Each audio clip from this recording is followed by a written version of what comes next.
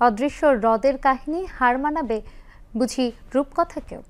অনেকে আবার বিশ্বাস করেন যে কোনো মায়াবী জাদু বলেই এই হ্রদ অদৃশ্য হয়ে যায় মাঝে মধ্যে। রহস্য ঘনীভূত হয়ে চলেছে যুগ যুগ ধরে।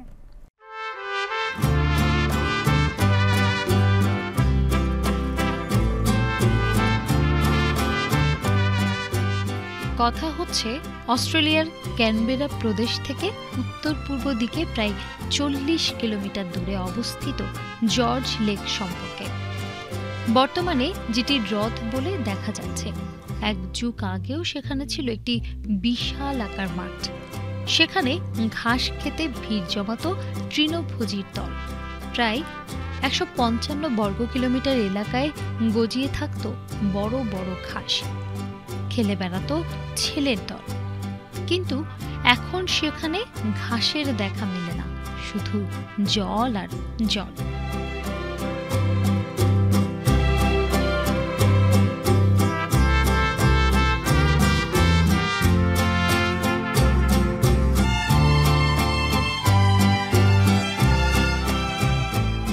বিশেষজ্ঞদের মতে অস্ট্রেলিয়ার জর্জ লেক বিশ্বের প্রাচীনতম হ্রদগুলোর মধ্যে একটি।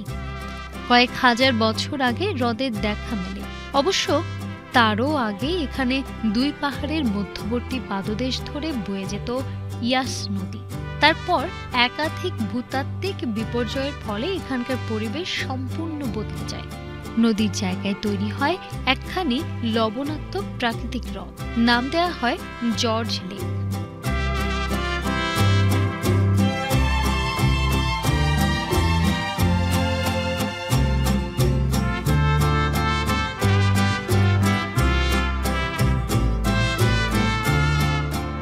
হ্রদ তৈরি তো হলো, কিন্তু সে যে নিজের খেয়াল মতো চলে।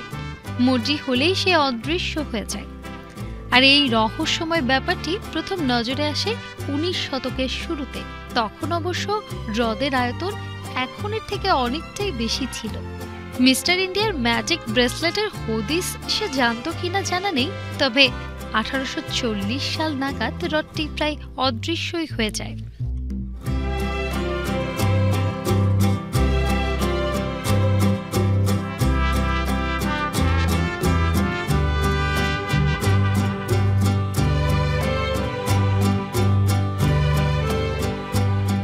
আসলে এই এলাকায় জনবসতি ছিল না, তাই কেউ কোনোদিন এই হ্রদের অদৃশ্য হওয়ার বিষয়টি খেয়াল করেনি।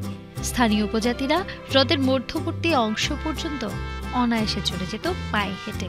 13 বছর 30 পরে জর্জ লেক ফের জলে পরিপূর্ণ হয়ে ওঠে। হ্রদকে কেন্দ্র করে চারপাশে প্রকৃতিও সেজে ওঠে নতুন সাজে। আর প্রকৃতির রূপের টানেই সেখানে ভিড় জমাতে থাকে ভ্রমণ প্রেমীর দল। ক্রমে পর্যটন কেন্দ্র হিসেবে বিখ্যাত হয়ে ওঠে জর্জ লেক। চাহিদার সঙ্গে পাল্লা দিয়ে হ্রদে প্রমোত্তরির ব্যবস্থা করতে থাকে বিভিন্ন সংস্থা।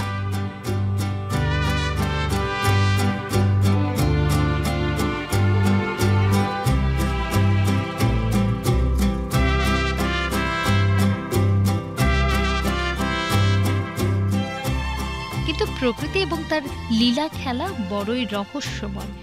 20 শতাব্দীর শুরুতে ফের অদৃশ্য হয়ে যায় হ্রদ। জলের বদলে স্থলভূমিতে ভিড় জমাতে থাকেন পর্যটকরা। আর এই বিষয়টি 1971 সালে প্রথম পর্যবেক্ষণ করতে যান অস্ট্রেলিয়ার ভূতত্ত্ববিদ প্যাট্রিক ডে ডেকার। ততদিনে স্থলভূমি ফের জলপূর্ণ হয়ে হ্রদে পরিণত হয়ে গেছে। এমনকি কয়েক দশক আগে সেখানে গড়ে উঠেছে মৎস্য শিল্প।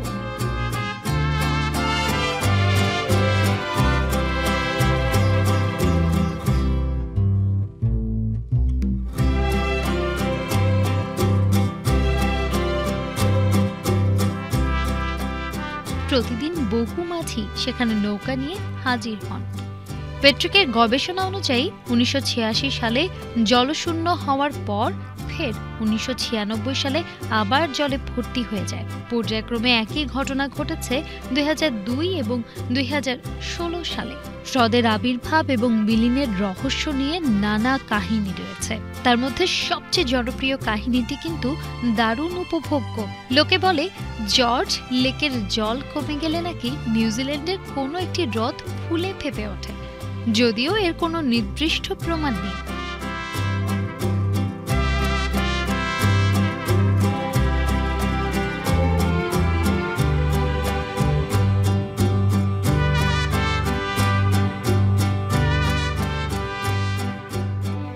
ভূতত্ত্ববিদ পেট্রিকের তত্ত্ব অনুসারে জর্জ লেকের নিচে সবসময় জল থাকে।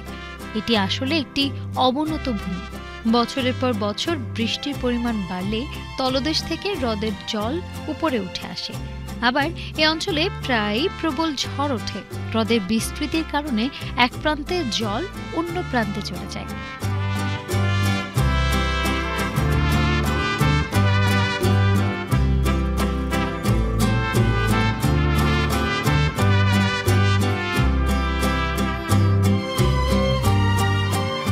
তবে যুক্তি ব্যাখ্যা যাই হোক না কেন, রহস্যময় হ্রদটি পর্যটকদের কাছে অত্যন্ত প্রিয়।